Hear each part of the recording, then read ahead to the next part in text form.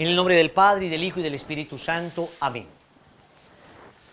Vamos a iniciar ofreciendo a nuestro Señor Jesucristo, a través del Inmaculado Corazón de María, este curso de Mariología, que sea para que, conociéndola a ella, conozcamos mejor a nuestro Señor, para recibir de brazos abiertos el tesoro que nuestro Señor nos dio en esta preciosa mujer, que no solamente es ejemplo, modelo, que no solamente es para nosotros espejo de la Iglesia, sino que además es nuestra Madre, que nos ama, que está cerca de nosotros y que quiere nuestro bien.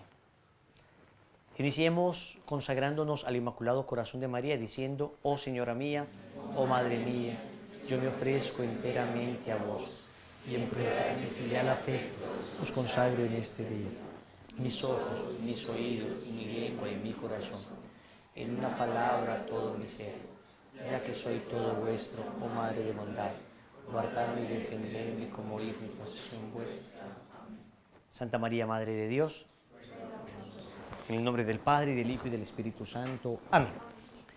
Bienvenidos al curso de Mariología. Va a ser un curso relativamente rápido. Vamos a tratar de poner los principios que la Iglesia nos ha dado sobre el papel de una mujer del todo singular. Noten que existe la Mariología, pero no existe la Pablología, ni la Pedrología, ni la Juanología.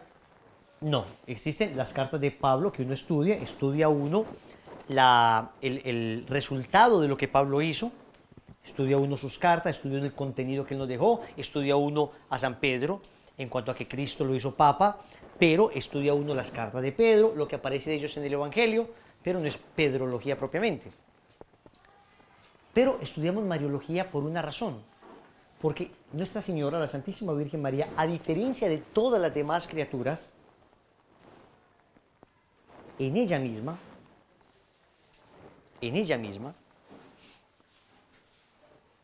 existe algo que la hace transversal a todos los temas de teología. En toda la teología aparece María, en toda la teología. En Cristología, como Madre de Cristo. En Eclesiología, como tipo de la Iglesia, como figura de la Iglesia. En Escatología, como la Iglesia ya realizada, o como la que se anticipó en todo lo que Dios quiere. En Neumatología, como el sagrario del Espíritu Santo. ¿Ven? Misterio de Dios uno y trino, como la criatura que más cerca ha estado de la Trinidad Santa, hija del Padre, madre del Hijo, y según una bellísima tradición de la Iglesia, esposa del Espíritu Santo. Todo lo que estudies en teología, vas a encontrar a María. Todo en María es relacional a Cristo. Y todo en lo que estudiamos es relacional a María. Eso lo vamos a ver un poco a lo largo de este breve curso que vamos a hacer sobre Mariología. Pero Nuestra Señora aparece en todo. Dios ha querido introducir a María en todo. En todo. Y empiezo con una cita de un bellísimo libro que nunca podemos dejar de leer, que se llama La Imitación de Cristo. Es un libro que tiene 5 siglos, pero de una actualidad sobrenatural. Uno lo está leyendo y uno dice: Tomás de Kempis, ¿dónde estás que me estás describiendo? ¿Qué haces describiéndome? Eso demuestra, primero, el profundo conocimiento de la naturaleza humana que tenía Tomás de Kempis, y segundo, cómo en el fondo, en el sustrato del hombre, en todos los tiempos, en cada época de la historia, en ese sustrato el hombre sigue siendo sustancialmente el mismo, y por eso Dios sigue siendo el mismo, la misma respuesta para el hombre que lo necesita. ¿Quién como Dios? Nadie como Dios. El libro de la Imitación de Cristo dice una frase preciosa, dice: más vale sentir contrición que saber definirla. Más vale sentir contrición que saber definirla. Más vale sentir contrición que saber definirla. Es una bellísima cita porque lo que está expresando es que el conocimiento nos debe llevar al amor. El ser humano es un ser dotado por su alma espiritual, es un ser dotado de entendimiento y de voluntad. Por consiguiente, lo que yo conozco debe mover mi voluntad, aunque mi voluntad puede ser movida también por afectos y sentimientos, ¿no? Pero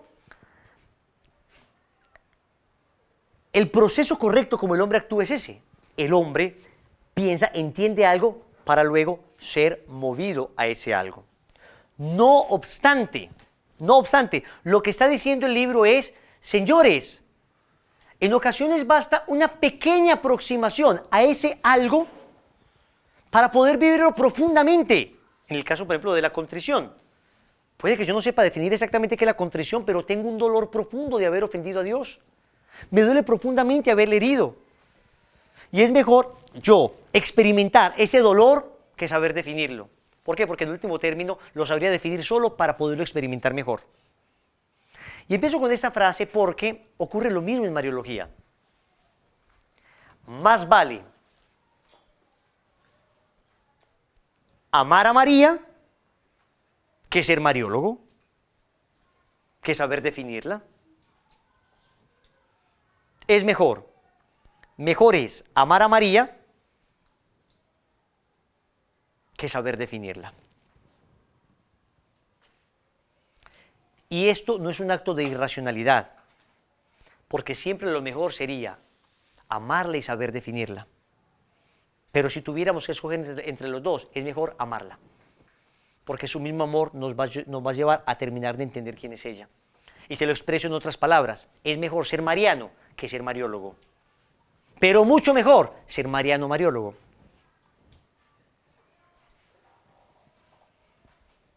Pero lo que no está bien es ser mariólogo sin ser mariano.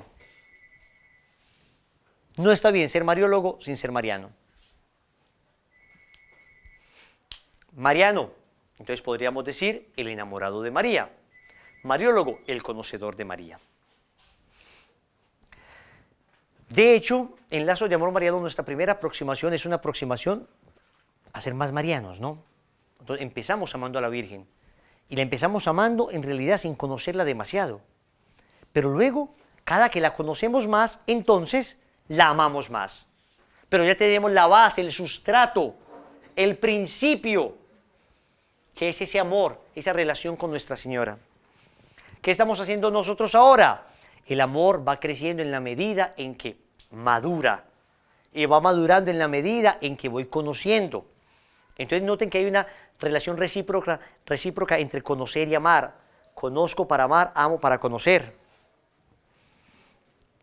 Es la misma relación que hay entre fe y razón. Creo para entender, entiendo para creer mejor. Creo para entender, entiendo para creer mejor. Pero este tipo de experiencias de fe, este tipo de conocimiento de las experiencias de fe, pues requieren como base eso, requieren como base ya el amor, la fe. Pocas personas, hablamos de un Gilbert Chesterton, pocas personas han logrado llegar solo a base de la razón a las verdades de fe.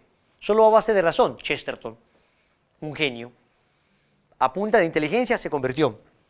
Analizando, pero se requiere entonces para llegar a eso una tremenda honestidad intelectual, de la que nosotros por lo general carecemos.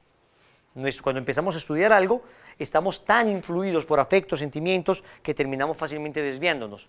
Por eso para nosotros es un regalo la fe, porque la fe ya nos ancla directamente para que no nos desviemos en la reflexión. Y nosotros tenemos un regalazo como cristianos católicos. En la revelación ya tenemos la verdad. Cuando reflexionamos, entonces queremos llegar simplemente a esa verdad para amarla más. Les explico de esta manera. Dios nos reveló la verdad. Aquí está el hombre que estudia, el hombre que hace teología, el hombre que reflexiona. Entonces el hombre empieza a hacer una reflexión. Y resulta que en medio de su reflexión el hombre llega a esto.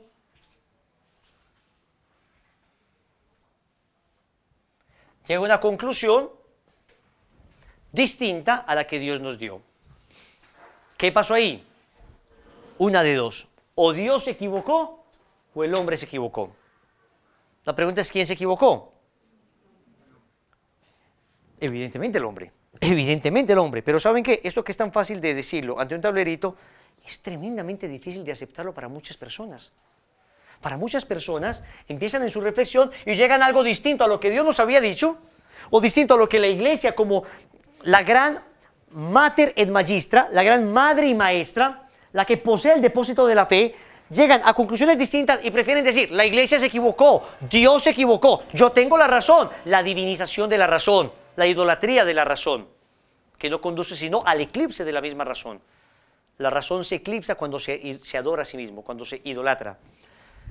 Esto es equivocado. Si yo veo que concluye algo distinto, el conocimiento, cuando está lleno de humildad, retrocede y dice, no, llegué a una cosa distinta, me equivoqué en algún lugar. Voy a devolverme en mis pasos y me daré cuenta que hay un momento de mi reflexión teológica donde me equivoqué. Fue aquí me equivoqué, y aquí me equivoqué por un concepto equivocado, aquí me equivoqué porque tuve un sentimiento extraño o digamos, fui influido equivocadamente por algo. Entonces, ¿yo qué hago? Me devuelvo hasta aquí y sigo nuevamente mi curso hasta que llegue exactamente a lo que Dios me ha revelado. Entonces, a nosotros no nos corresponde inventar nada. Ya Dios nos dijo la verdad. Nos corresponde es hacer este recorrido para comprenderla mejor y para amarla mejor. ¿Quién como Dios? Y aquí yo tengo que sanar. Hay personas que, por alguna razón, puede ser incluso por alguna herida emocional, por algún acto de vanidad, de soberbia, terminan desviándose. Entonces, lo mismo pasa acá, Mariología. María, vamos a estudiar a María, vamos a enamorarnos de María, pero primero tenemos que amarla. Ya el Señor nos dijo que la amáramos, ya el Señor nos la dio como madre, ya el Señor nos dijo en la cruz, Juan capítulo 19, versículo 25, hijo, he ahí a tu madre. Ahora ya tenemos el regalo que se llama María. Si nuestra reflexión nos lleva a algo distinto de lo que Dios nos dio, nos equivocamos en nuestra reflexión. Tenemos que volver en nuestros pasos y llegar a lo que Dios nos ha dado. ¿Quién como Dios? ¿Y después de Dios? Entonces, ¿qué es lo que vamos a estudiar? ¿Qué es lo que vamos a estudiar a lo largo de este breve curso de Mariología? Rápidamente, vamos a ver el contenido. Contenido del curso.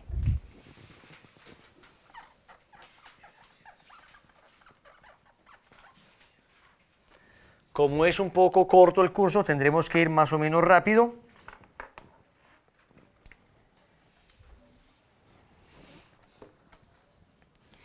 Empezamos con una introducción a la Mariología.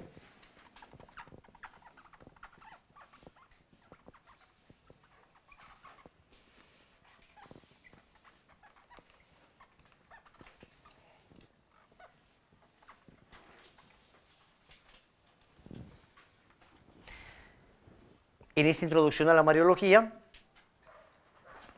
lo primero que pretendo hacer es un rápido recorrido del papel de María para lograr movernos a amarla. Porque no tiene sentido que terminemos nosotros todo el curso y al final uno diga, bueno, María, ¿qué? No.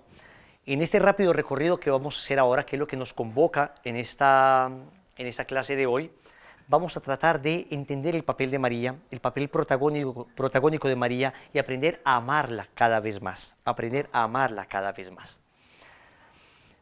Acá vamos a ver después también, evidentemente, el fundamento de la Mariología. Hay un principio fundamental de la Mariología. Les diré cuál es ese principio fundamental de la Mariología, que es, en último término, la razón por la cual nosotros estudiamos a María y no a otras personas. Vamos a ver también acá el tema, por ejemplo, de la definición de la Mariología, de el protestantismo y María, y la importancia de la Mariología en general. Bien. En un segundo tópico, vamos a ver a María en las Escrituras.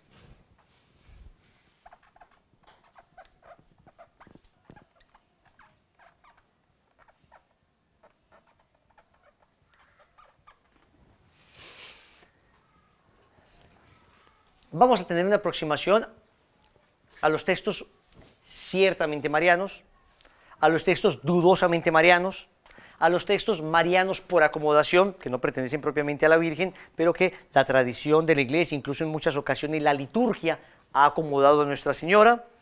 Vamos a ver también en este contexto el tema de la alianza, porque a María se entiende desde el concepto de la alianza. Bien, Dios quiso hacer una alianza y la alianza no es un contrato, en un contrato se ceden partes. La alianza es una entrega mutua. Dios quiso hacer una alianza con la humanidad y vamos a ver el proceso de las alianzas que aparecen en el Antiguo Testamento. Es más, la Sagrada Escritura prácticamente toda se entiende en términos de alianzas. Desde el primer hombre, que empieza una alianza con una primera pareja, Dios, hasta Cristo, que es una alianza, sangre de la alianza, y nueva, y nueva significa que es del todo distinta a las anteriores, aunque la suponga. Y eterna es que ya no habrán nuevas alianzas, que esta es la última y definitivamente alianza en Cristo. Entonces vamos a ver el tema de las alianzas y vamos a ver cómo llegamos a esa alianza con María. ¿Les gusta? Vamos a ver a María en el Antiguo Testamento, los textos entonces que el magisterio ha utilizado como textos realmente marianos. Vamos a ver algunas dificultades que presentan algunos textos y vamos a tratar de resolverlas. Lo más importante es que nosotros tengamos una mariología clarísima, definidísima, que cuando nos pregunten algo seamos capaces de responder con toda claridad sobre María en las Sagradas Escrituras. ¿Quién como Dios? Nadie como Dios. Y luego en el Nuevo Testamento, la enorme cantidad de textos marianos que aparecen, también veremos algunos que presentan algunas dificultades, el tema de los famosos hermanos de Jesús, de los famosos hijos de María, ¿cierto? No, en ninguna parte aparecen que son hijos de María, en todas partes aparece que son hermanos de Jesús. Pues vamos a ver a profundidad desde el hebreo y desde el griego qué significa la palabra ajá. Ven acá, ¿tiene algún costeño acá? Ajá. Ven acá. Y la palabra adelfos y adelfe, que luego fue las palabras griegas que utilizaron para ese ajá hebreo. ¿Les gusta el tema o no? Sí. Ajá.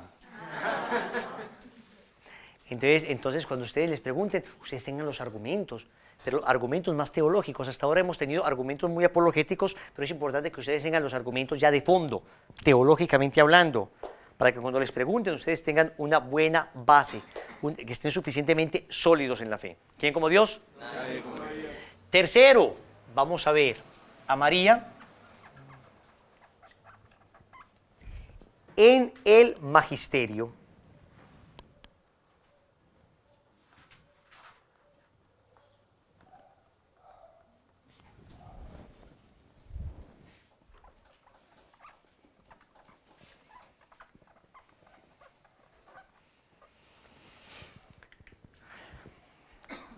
Vamos a ver qué nos ha dicho la Iglesia sobre María. Entonces vamos a tomar el capítulo 8 de la Lumen Gentium. Tarea, leer el capítulo 8 de la Lumen Gentium. Todo el capítulo 8 de la Lumen Gentium. Acá le voy a explicar algo por tu pregunta, hija. Se escribe así, Lumen Gentium.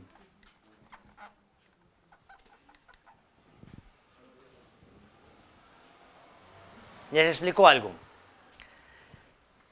En la Iglesia, normalmente, de manera ordinaria y frecuente, los documentos y las oraciones reciben el nombre de las primeras palabras que aparecen en esos documentos y en esas oraciones en latín.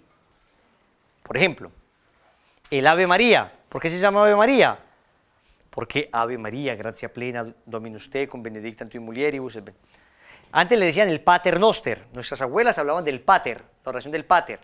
Ahora le decimos Padre Nuestro, pero antes se llamaba el Pater. ¿Por qué? Por Pater Noster, que es Sanctificetur nomen tuum, etc. El credo. Nadie decía, voy a rezar el creo.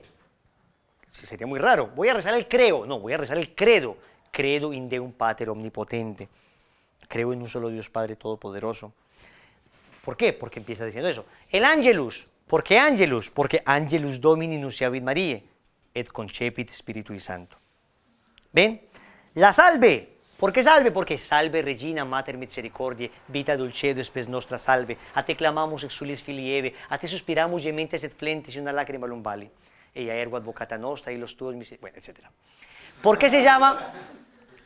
Entonces, las oraciones se llaman así, por cómo empiezan en latín, debido a que el latín es la lengua oficial de la iglesia. Pero los textos de la iglesia también se llaman como empiezan en latín. ¿Por qué? Porque el lenguaje oficial de la iglesia es el latín. Todos los textos oficiales de la iglesia salen en latín. ¿Sabían eso? Y de latín se traducen a las demás lenguas. De latín se traduce al italiano, de latín se traduce al español, de latín se traduce al inglés. Bien. Por eso nosotros tenemos la Dei Verbum, por eso tenemos la Amoris Laetitia, la alegría del amor. No es el amor a Leticia, a doña Leticia, la de la esquina, sino la alegría del amor. Leticia es alegría. Por eso tenemos Gaudium et Spes, los gozos y las esperanzas. En fin, los nombres se dan porque así empieza en latín. El Concilio Vaticano II, ustedes saben que empezó en 1962 y terminó en 1965. Casi 4 años de concilio, muy importantes para la Iglesia. Y el Concilio Vaticano II tiene documentos de mayor y menor categoría. ¿Cuáles son los 4 documentos de mayor categoría? Lo que se llaman las constituciones. Las constituciones son los documentos de mayor categoría y son 4. ¿Quién me dice cuáles son? Ya les sapié una. No, no es una encíclica. La encíclica es una carta circular, o sea, que una carta que el Papa manda a todo el pueblo. Pero esto es un concilio. El concilio es el documento de mayor autoridad que emite la Iglesia, porque es un concilio de todos los obispos. Y en este documento de mayor autoridad estamos hablando de los 4 más importantes de ese. Lumen Gentium, que es sobre la Iglesia. La Iglesia, sobre la realidad de la Iglesia. Gaudium et Spes, que es sobre los gozos y las esperanzas. O sea, sobre el mundo actual en realidad.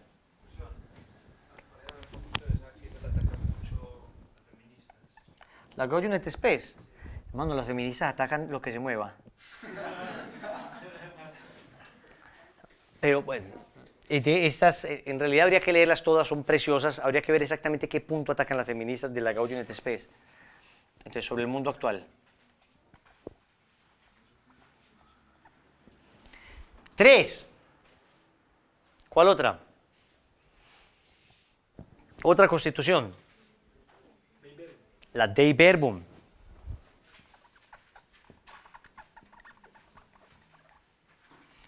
Sobre la palabra de Dios, la revelación.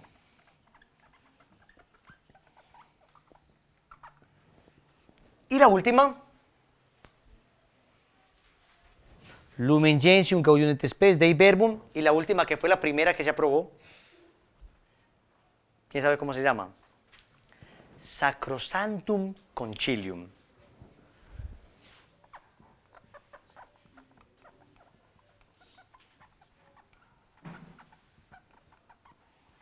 Sobre la liturgia. Se llaman constituciones.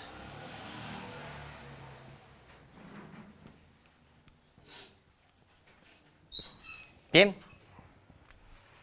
Estas son las 4 constituciones.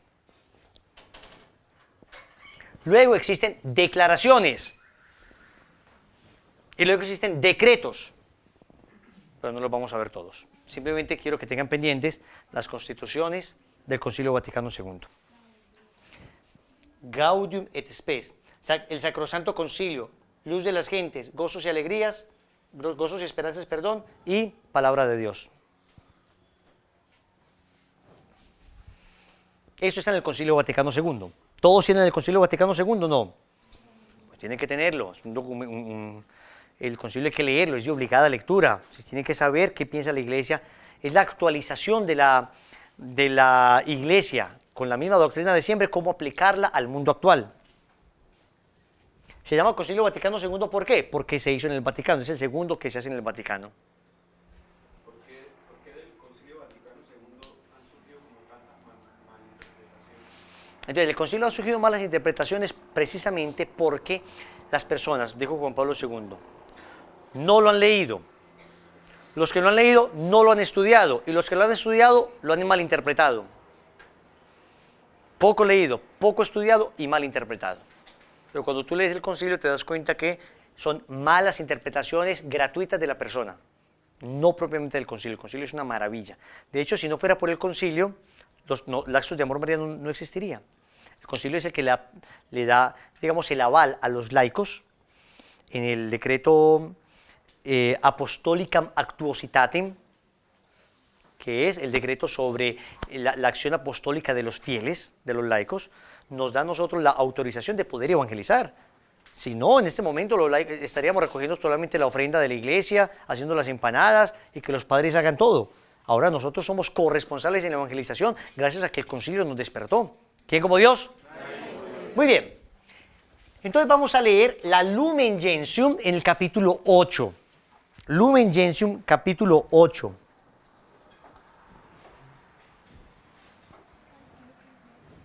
Borro. Constituciones. Lumen Gentium, capítulo 8. Del Concilio Vaticano II. También se me van a conseguir la Marialis Cultus de Pablo VI. Exhortación apostólica Marialis Cultus.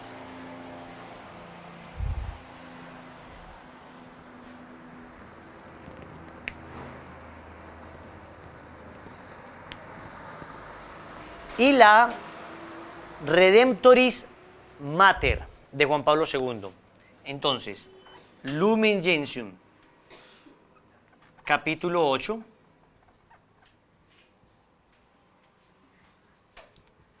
Marialis Cultus.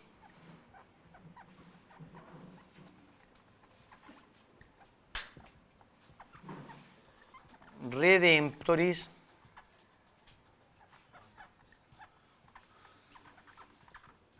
Mater.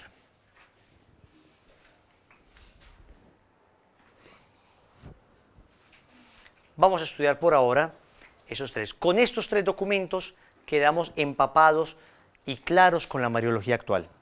No los vamos a leer los tres. Claro, durante este mes. Ustedes me decían que viniera mucho. Wilson, venga, venga. Ya vine.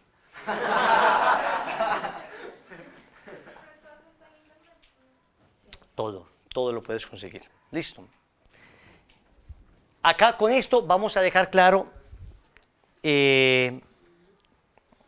la doctrina mariológica que aparece consignada en el Magisterio. Vamos leyendo y resumiendo el capítulo 8. ¿Listo? Vamos a leer y a resumir. ¿Ok? Ese numeral dice tal cosa, ese numeral dice tal cosa. Por cada numeral me van diciendo qué dice. ¿Listo? En una frasecita. No es que me lo vuelvan a transcribir completo. No, en una frasecita. Cuarto.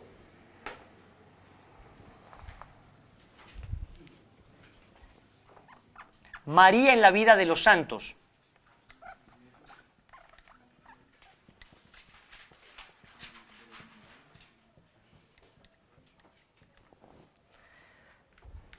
María en la vida de los santos. Acá no vamos a alcanzar a profundizar demasiado en muchos santos. Nos vamos a enfocar sobre todo en San Luis de Montfort.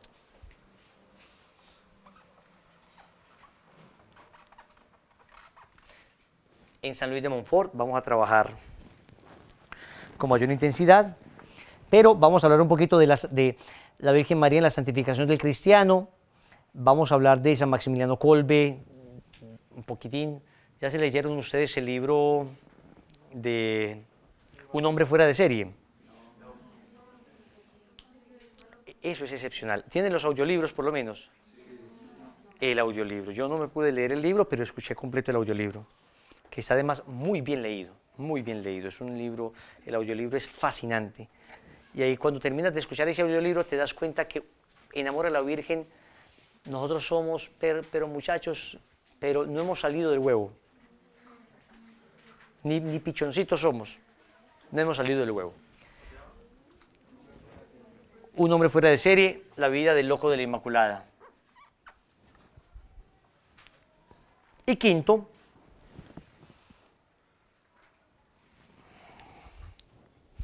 vamos a ver un poco de apologética mariana.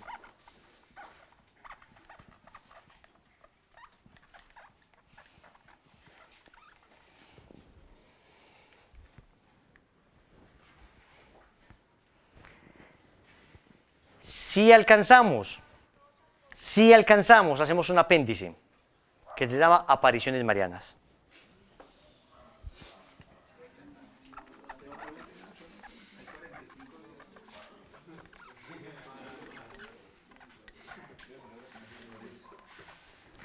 Lo que pasa es que, bueno, creo que nos va a tocar sacar un domingo completo. ¿Listo? Porque tengo un viaje a Guatemala ahora pronto, después a Ecuador. Entonces, seguramente voy a tener una dificultad con los horarios, pero ya lo programamos ahora mismo al final de la clase. ¿Listo? ¿Quién como Dios? Muy bien, señores. Empecemos entonces con la introducción.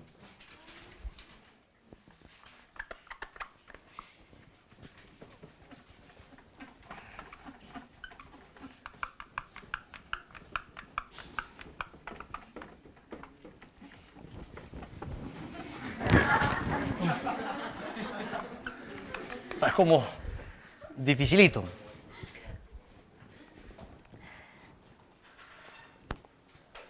La Santísima Virgen María. Miren.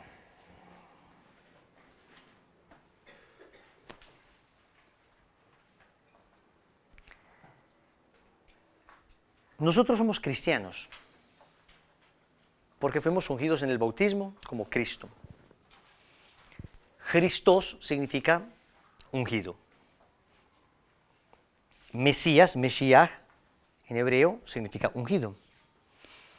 Cristo en español significa ungido. Cristianos, los ungidos, o los que siguen al que es ungido.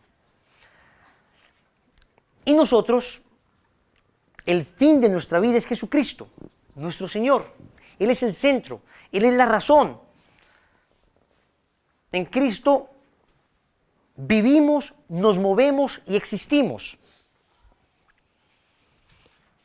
Nacimos para Cristo y moriremos por Cristo. No solamente es el motor que nos impulsa, que nos anima, sino el fin al que debemos tender con todas las fuerzas de nuestra alma. Cristo tiene que ser nuestro único deseo. Cristo tiene que ser nuestra única ambición. Cuando San Francisco de Sales se iba a despedir de las monjitas antes de morir, de las monjitas de la Visitación, que fundó con Santa Juana María de Chantal, les dijo: vuestro único deseo, Dios, Cristo. Vuestro único temor, perderle. Vuestra única ambición, poseerle eternamente. Vuestro único deseo, Dios. Vuestro único temor, perderle. Vuestra única ambición, poseerle eternamente. Poseerle eternamente. En torno a Cristo entonces gira nuestra vida. Nos hicimos cristianos porque amamos a Cristo y Cristo nos redimió. Empezamos un proceso de conversión porque nos encontramos con Cristo. Es lo que se llama el acontecimiento de Cristo. Nos encontramos con un acontecimiento, con una persona. Nuestra conversión no fue producto simplemente de un cambio en el orden moral. Tuve la oportunidad de estar en Egipto. Y en Egipto hay muchísimos musulmanes. En el Cairo, 5.000 mezquitas en el Cairo. Y allí la rectitud moral de muchos de ellos es asombrosa. Las mujeres visten absolutamente impecables. La religiosidad de ellos. Se tiran en plena calle a hacer sus adoraciones y sus actos y sus cultos. Vi personas más puras, más religiosas. No digo más honestas. Pero si fuera simplemente por la práctica moral, entonces ellos serían mejores cristianos que nosotros. Lo que te hace cristiano no es simplemente la práctica moral, no es simplemente seguir unos preceptos. Lo que te hace cristiano es que te encontraste con Cristo, te enamoraste de Cristo y quieres escuchar lo que Cristo te pide. Y si Cristo me pide algo, lo hago porque Cristo me lo pide. Entonces queremos vivir la pureza porque Cristo nos dijo, bienaventurados los limpios de corazón. Porque Cristo nos dijo, aquel que mire a una mujer deseándola, ya adulteró con ella en su corazón. Por eso queremos vivir la pureza. Queremos vivir la religiosidad, unirnos a Él. Porque Él nos dijo, cuando oréis, decid, Padre nuestro que estás en el cielo. Es porque Él nos lo dijo. Porque nos dijo que oráramos sin cansancio. Lo que nosotros hacemos entonces no es simplemente, como los fariseos, llenar una lista de preceptos, chulear esos preceptos y decir, ya estoy. Hice los preceptos, cumplo, perfecto. Soy un excelente cristiano porque cumplo. El cristiano de cumplimiento, que cumple y miente. ¿Por qué? Porque cumple por una parte en su vida externa, pero miente en su interior. No. Nosotros somos cristianos que nos encontramos con Jesús, le amamos y porque le amamos, entonces queremos transformar la vida. Amada Rosa Pérez, una famosa modelo, famosísima modelo, de acá de Colombia, que estuvo andando por las pasarelas de Milán, las más importantes pasarelas del mundo, modelo cotizadísima, actriz de televisión, se encontró con Jesús y su vida cambió. Le preguntaron, le hicieron una entrevista en el periódico El Tiempo, amada, ¿es verdad que tu religión te prohíbe que te pongas paños menores, que te vistas a desfilar en traje de baño? Y dijo ella, mira, mi religión, como tú la llamas, es la religión del 90% de los colombianos, yo soy católica, simplemente me esfuerzo por vivir coherentemente mi fe. ¿Y sabes qué? Mi religión es una religión de prohibiciones. Mi fe cristiana es una fe de amor. Entonces yo me enamoré de un hombre que se llama Jesús. Me enamoré perdidamente. Y cuando tú me preguntas, amada Rosa, ¿puedes desfilar en traje de baño? Yo le pregunto a Jesús, Jesús, ¿tú quieres que yo desfile en traje de baño? Y Jesús me responde, aquel que mire a una mujer deseándola ya adulteró con ella en su corazón. Y basta que él me diga eso para yo no salir a desfilar en trajes menores. Punto. Me parece un claro ejemplo de lo que es ser cristiano y vivir la moral. Ahora, yo no digo simplemente, como soy católico y amo a Jesús, vivo de cualquier manera. No, porque si me aman, guardarán mis mandamientos. Juan capítulo 14, versículo 15. Juan 14, 15. Si me aman, guardarán mi palabra, guardarán mis mandamientos. Pero es porque me aman. No guardo los mandamientos para amarlo, sino que lo amo para guardar los mandamientos.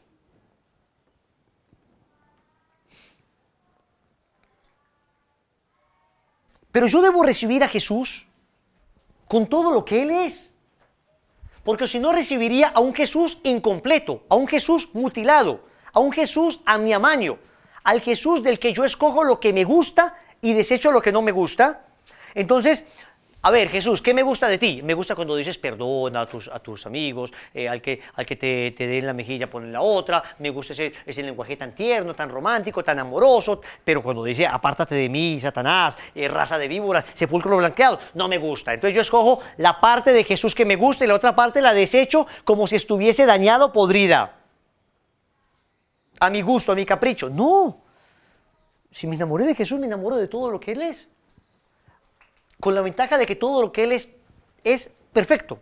Todo lo que Él es perfecto, impecable. Todo lo que es y todo lo que nos dio es perfecto. Y Él nos dio un regalo. Y si tú amas a Jesús, tienes que recibir el regalo que Él te dio. Y no solamente nos dio un regalo, sino que nos lo dio en un momento particularmente especial.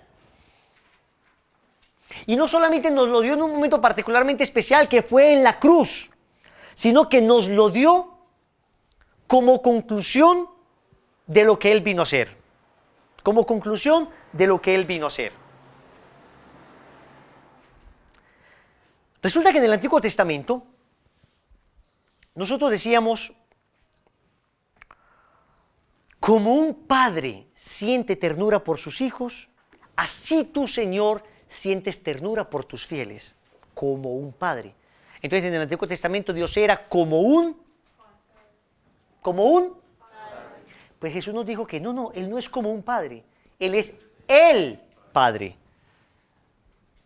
Mateo capítulo 6, versículo 9. Cuando oréis, decid, Padre nuestro. No dice cuando oréis, decid, tú que eres como un padre. No, Él es el Padre nuestro. ¿Ok? Dios es Padre. Pero segundo, Jesús es Él, de ese Padre, Él es Él es el Hijo del Padre. Evangelio de San Juan, capítulo 3, versículo 16. Tanto amó Dios al mundo que entregó a su Hijo único para que todo el que cree en Él no perezca, sino que tenga vida eterna. Él es el Hijo. ¿Quién como Dios? Y después de Dios, en la carta a los Hebreos,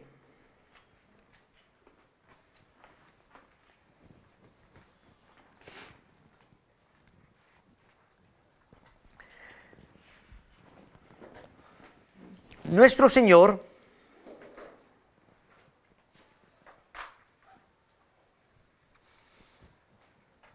no tiene vergüenza de llamarnos a nosotros sus hermanos. Dice así. Hebreos capítulo 2.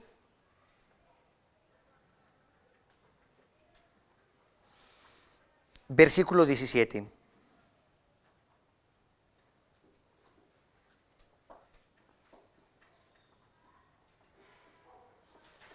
Por eso tuvo que asemejarse en todo a sus hermanos, para ser un sumo sacerdote misericordioso y fiel en lo que toca a Dios y expiar los pecados del pueblo.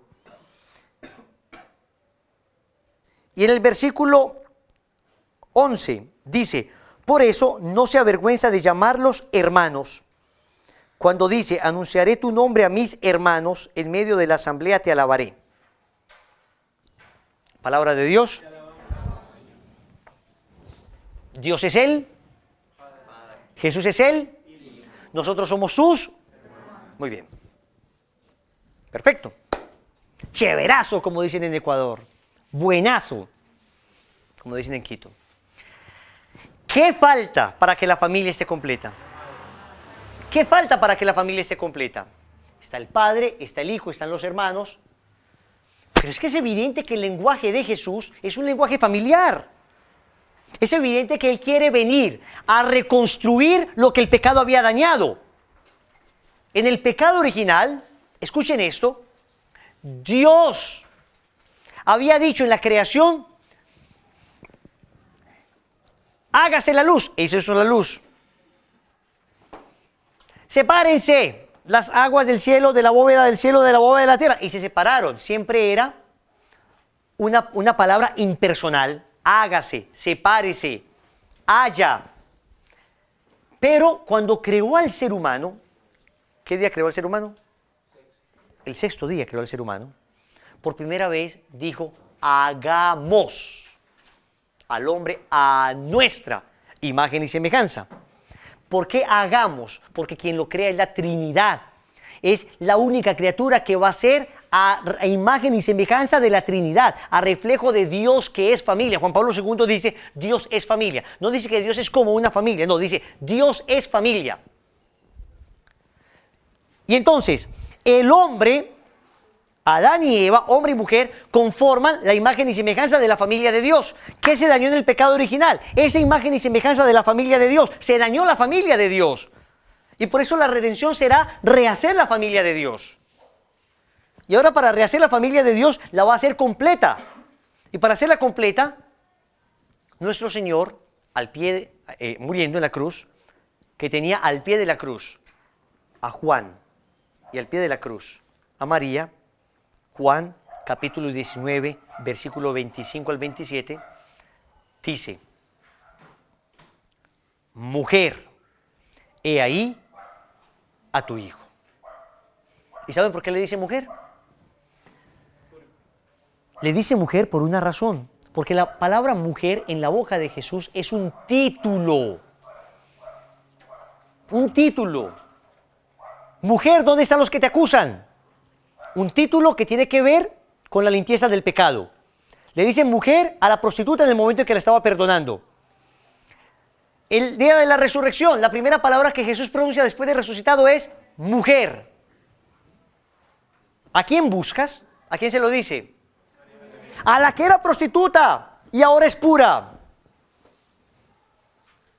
Y le dice a María mujer porque el nombre de Eva antes del pecado no era Eva. El nombre de Eva antes de pecar era mujer. No encuentras ni una sola vez el nombre Eva antes de que peque esa mujer.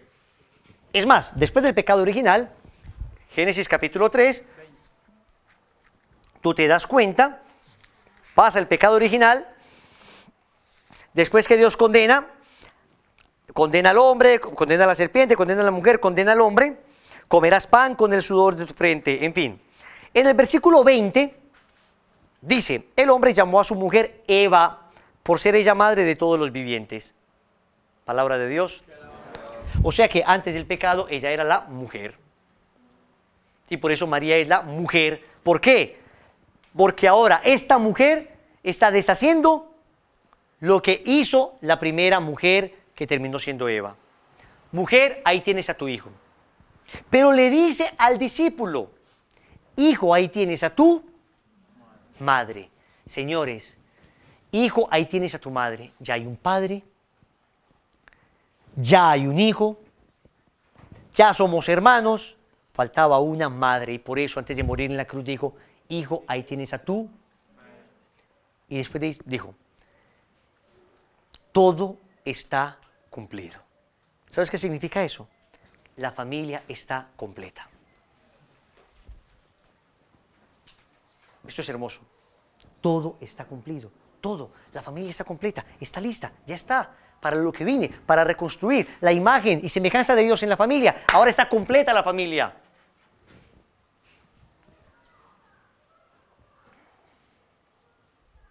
En este orden de ideas es que aparece María directamente relacionada a Cristo, hace parte del plan original de Dios, del plan de resarcir el daño que había hecho Adán y Eva, el plan de volver a sanar esa humanidad que estaba herida por el pecado. Y para sanarla les da la madre, les da la madre. Y no solo eso, dice Juan, que el discípulo amado se la llevó a su casa. Y es bonito, eso está lleno de preciosuras y de detalles absolutamente imperceptibles, pero llenos de profundidad teológica. Junto a la cruz de Jesús estaba su madre y junto a ella el discípulo que él más quería. Eso es lo que dice el texto. Juan capítulo 19, versículo 25. No dice que junto a la cruz de Jesús estaba su madre y el discípulo que más quería. No. Dice, junto a la cruz estaba su madre y junto a ella el discípulo que más quería. El texto no quiere decir simplemente que había dos personas al pie de la cruz. El texto quiere decir que había una persona que era María y junto a ella el discípulo amado. ¿Por qué? Porque si quieres ser discípulo amado, tienes que acoger a María en tu casa, dice la hermana Glenda. Es así. Para indicar, a ver, los discípulos amados no solo son los que están al pie de la cruz, es que son los que están al lado de María. Esos son los discípulos amados, los que están al lado de María.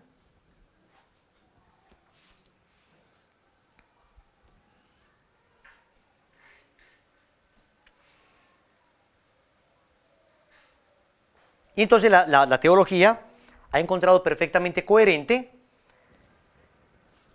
el tema de la maternidad de María en la iglesia. ¿Por qué? Porque si María es madre de la cabeza, que es Cristo, tiene que ser madre del cuerpo, que es la iglesia.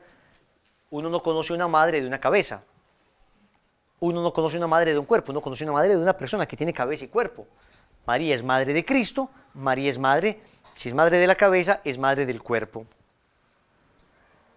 Pero además, el Señor le dice a Nicodemo, que tiene que nacer de nuevo, del agua y del espíritu.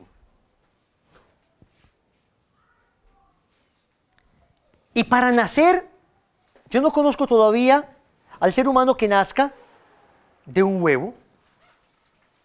Alguien dice, yo nací de un huevo. No, el ser humano nace de una madre.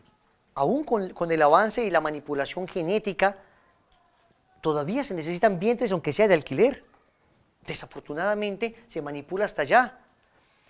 Pero si vas a nacer, necesitas una madre para nacer.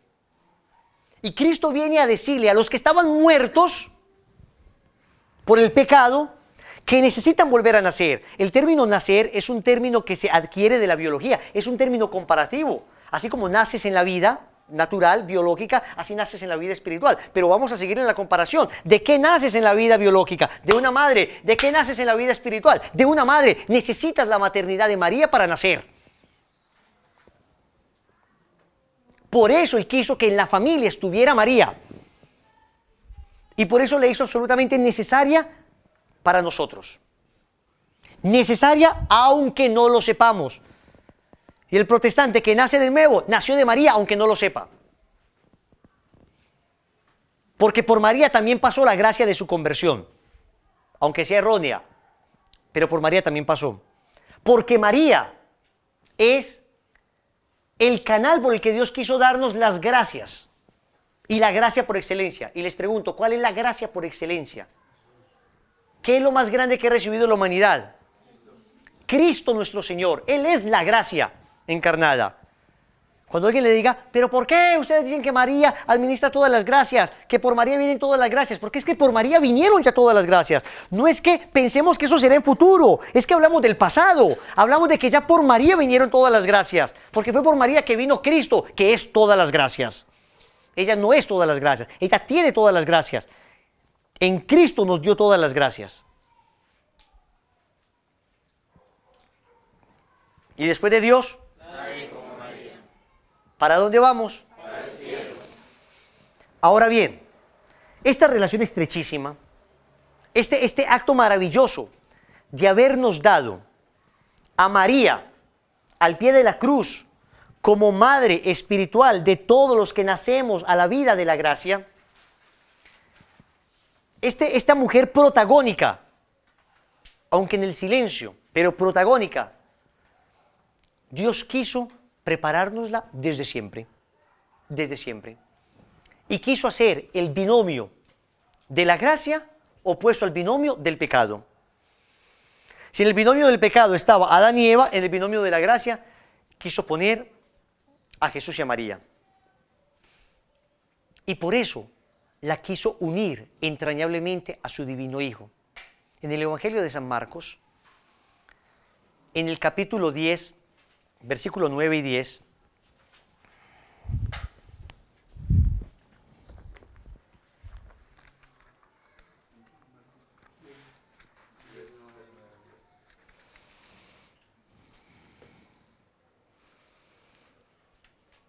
versículo 9 exactamente dice, pues bien, lo que Dios unió, no lo separe el hombre. Palabra del Señor. Palabra del Señor. Gloria a ti, Señor Jesús. ¿Quién como Dios? Nadie como Dios. Para este papel protagónico, Dios quiso poner a María siempre unida a su divino Hijo. Y por eso, ¿cuándo es que se anuncia por primera vez el Mesías? Génesis 3:15. Primer anuncio del Mesías. Génesis capítulo 3, versículo 15. Y en ese anuncio del Mesías dice así. Enemistad pondré, le está hablando Dios a la serpiente, entre ti y la mujer, entre tu linaje y su linaje. Él es el linaje de la mujer, ipse, él, o ipsa, ella, ambos. Ella, su descendencia, o ella, la mujer, o él, el linaje de la mujer, o él, su descendiente. Aplica cualquier tipo de traducción. En este caso dice, él te pisará la cabeza mientras tú acechas su calcañar. Palabra de Dios. La primera vez que Dios habla de el Mesías, pone a la mujer al lado del Mesías. Pone a María al lado del Mesías. No pone a Pablo, no pone a Pedro, no pone a Juan, no pone a nadie más que a María al lado del Mesías. Y es que en los acontecimientos más importantes de la vida de Jesús no estaba ningún apóstol, por lo menos en los primeros, pero siempre estaba María. En la Anunciación, Lucas capítulo 1, versículo 26. Al sexto mes, el ángel Gabriel fue enviado por Dios a una ciudad de Galilea llamada Nazaret, a una virgen desposada con un hombre llamado José de la tribu de David. La virgen se llamaba María. Y el Señor le anuncia. ¿Quién presenció la anunciación? A ver a Pedro, a ver a Pablo. ¿Y por qué les insisto tanto esto? A ver a David, a ver a Moisés. Porque yo escucho frecuentemente que los hermanos protestantes hacen charlas del rey David, hacen charlas de San Pedro, hacen charlas de Pablo, hacen charlas sobre cada uno de estos personajes, sobre Salomón. Y ninguno de ellos presenció el hecho que partió la historia en dos. Y Dios quiso que no solo lo presenciara María, sino que además de ella dependiera que la historia se partiera en dos. Díganme ustedes si no es importante. La primera vez que anuncia el Mesías, lo anuncia con esta mujer. Y cuando el Mesías viene, está ella.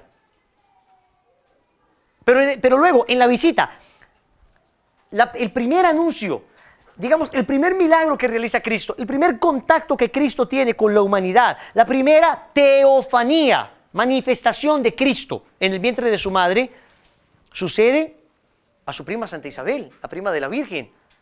Lucas capítulo 1, versículo 39. En la Anunciación, ¿quién estuvo allí? María. Estamos hablando de los acontecimientos más importantes de la vida de Cristo. Está María en la Anunciación, está María en la Visitación. En el nacimiento de Cristo, a ver los apóstoles, a ver al rey David, a ver a Abraham, a ver a Isaac, a ver a Jacob.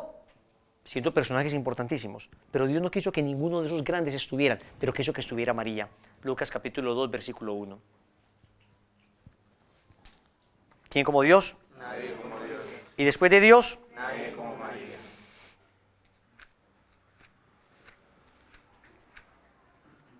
pero cuando nació Cristo, Dios quiso presentar a ese Cristo al pueblo que había prometido. ¿Cierto? ¿De acuerdo? ¿Y quiénes son los primeros judíos, aparte de María y San José, que ven al Mesías?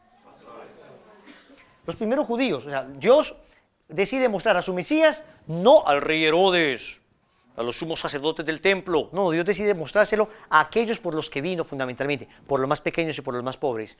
Entonces Dios va a mostrarle al pueblo de Israel, a los más pobres, al Mesías esperado que ellos habían siempre anhelado. O curiosidad, en el Evangelio de San Lucas, en el capítulo 2, en el versículo 16,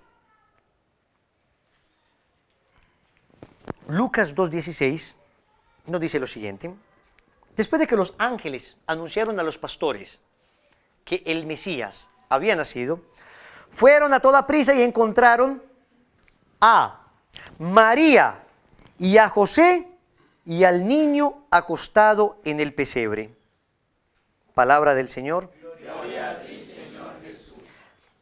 La primera vez que Dios anuncia al Mesías, lo anuncia con María.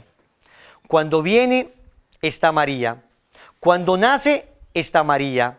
Ahí en la mitadcita, cuando se revela la primera teofanía, manifestación que hizo saltar a Juan Bautista ahí, cuerda con el cordón umbilical al Juancho, está María.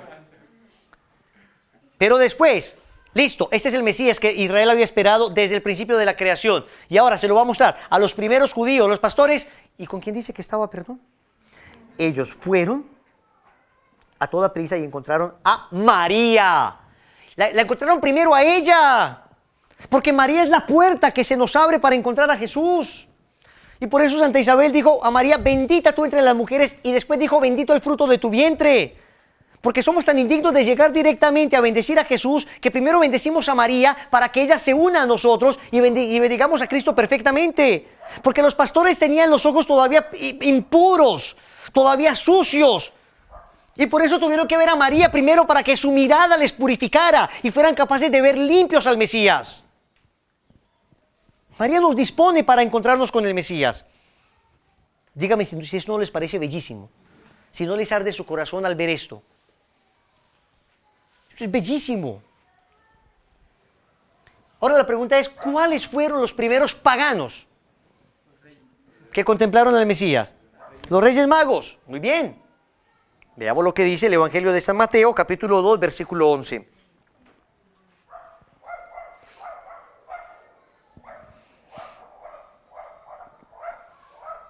Ellos estaban buscando la estrella,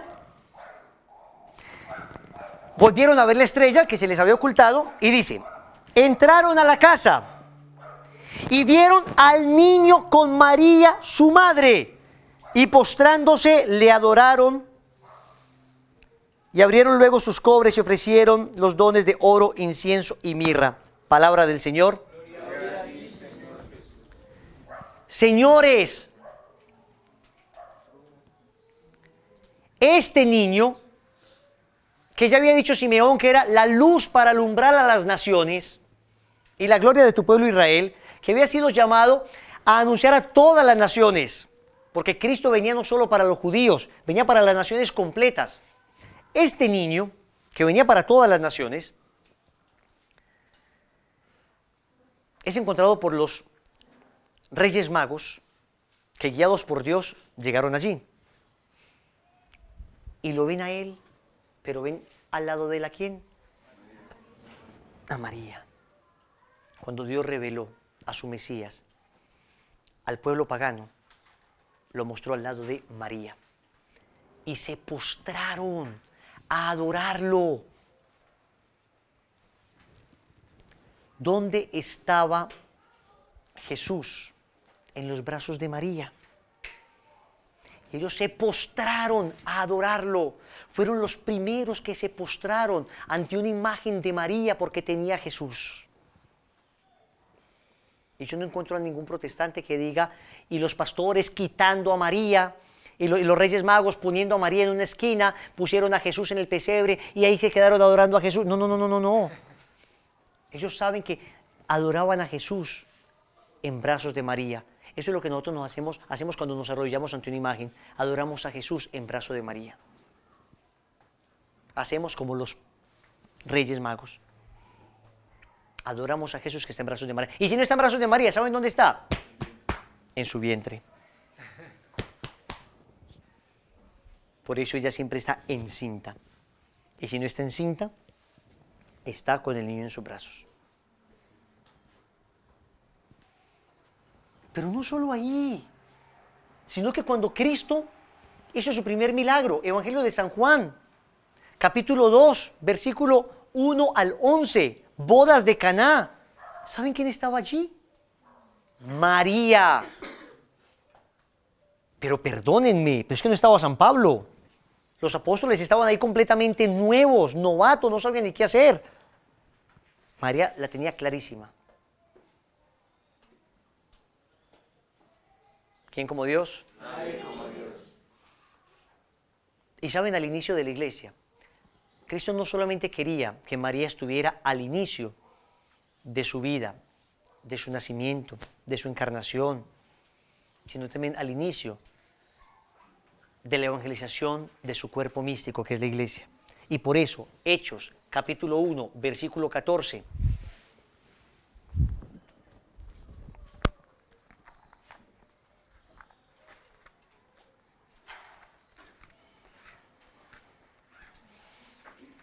dice lo siguiente, que estaban reunidos todos los apóstoles en el cenáculo, allí en el aposento alto donde se había instituido la Eucaristía, allí en el aposento alto donde iba a venir el Espíritu Santo, allí en el aposento alto que hoy todavía uno puede visitar cuando va a Tierra Santa, está el aposento alto donde se había aparecido el resucitado, y en ese mismo aposento había instituido el sacramento del orden sacerdotal el día de la Eucaristía, e instituyó el sacramento de la reconciliación, porque ahí se apareció cuando les dijo a los apóstoles,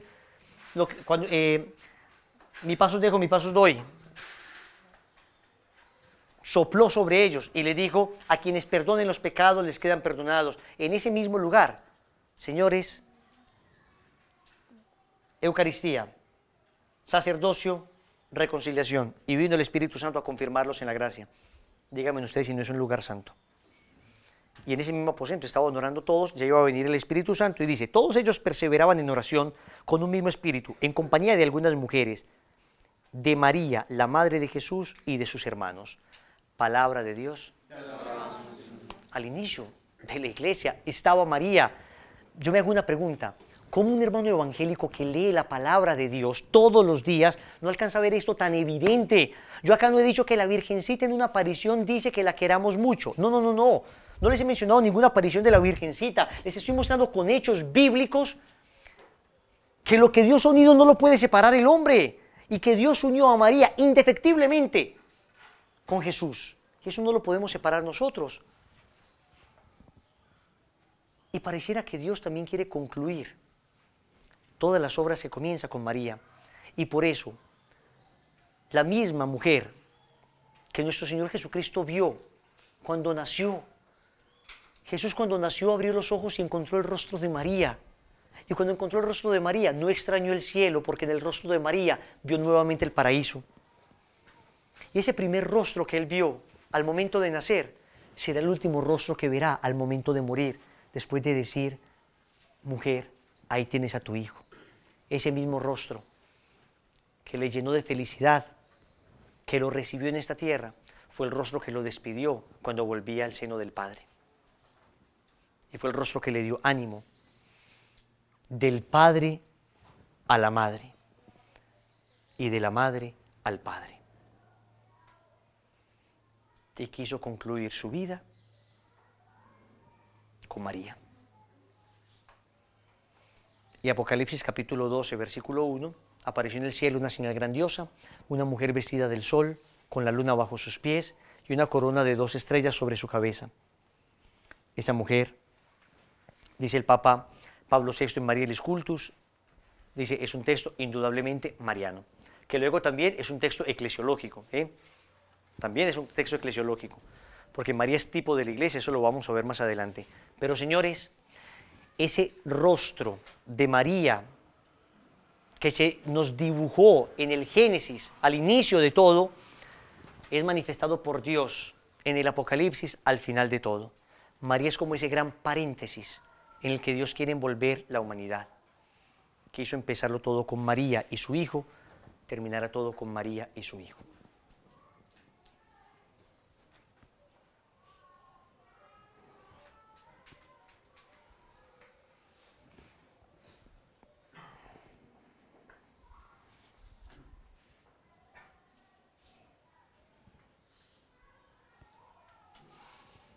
¿Quién como Dios?